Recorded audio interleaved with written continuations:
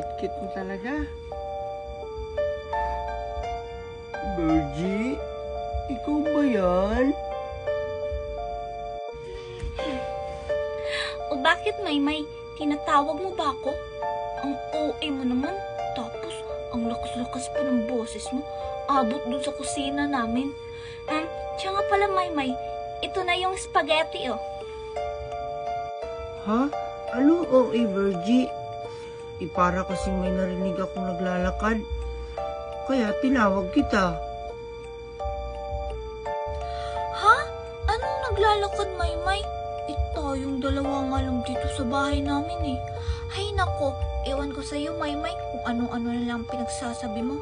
O, ito spaghetti, kainin mo. Baka gutom ka lang.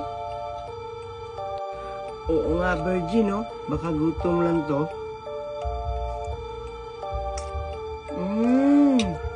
Ang sarap-sarap naman ito, Virgie. Siyempre naman, Maymay. Kaming dalawa, kaya ni Mommy Marites ang nagluto niyan.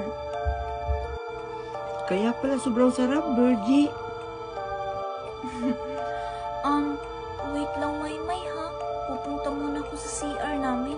Parang naiihi kasi ako. Ha? Sige, Virgie.